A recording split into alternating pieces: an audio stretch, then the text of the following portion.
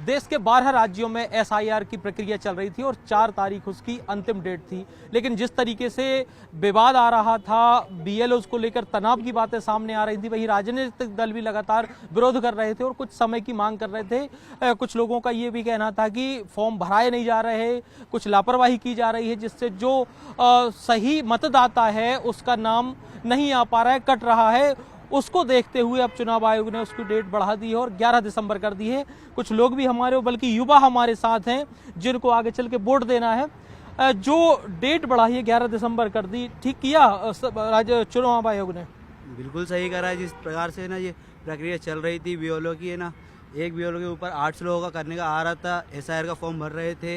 इस प्रकार जैसे कि कई बड़े बुजुर्ग हैं जिनके डॉक्यूमेंट वगैरह नहीं मिल पा रहे थे, उस प्रकार से उन्होंने 4 से अब 11 तारीख कर दी। हमें खुशी है कि ना बीएलओ के ऊपर है ना प्रेशर थोड़ा कम आएगा इस बार, और जो 12 जिलों राज्यों के अंदर चीज़ें चल रही थी अब वो धीरे धीरे काम आगे बढ़ते रहेगा और अच्छे रूप से होगा।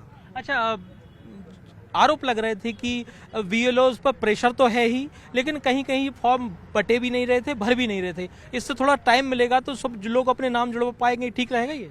बिल्कुल बढ़िया रहेगा, सही रहेगा। एक बात और है कि चुनाव आयोग भी गए थे, राजनीतिक दल, चाहे बीजेपी हो, कांग्रेस हो, अन्य दल हो, उनकी बात मान ली है चुनाव आयोग ने। मतलब अब राजनीतिक दल खुश रहेंगे? बिल्कुल खुश रहेंगे। अच्छा। खुशी का पल है ये। बिल्कुल ये युवा थे, इनका भी बिल्कुल कहना था कि बीएलओ पर प्रेशर था, राजनीतिक दलों पर भी एक अलग से था कि कहीं उनके कार्यकर्ता ना छूट जाएं फॉर्म भरने से, क्योंकि आखिरकार वोट डलेगी तो उन्हीं का वोट डलना है और उनकी पार्टी को जीतना हारना है, ये तय होगा। फाइनली चुनाव आयोग ने डेट बढ़ा दी है, उससे बहुत हद तक राहत मिलेगी। खासतौर से जो सरकारी कर्मचारी हैं उनका तनाव बहुत हद तक कम हो जाएगा। कैमरामैन खिलान के साथ शिवकांत, भोपाल।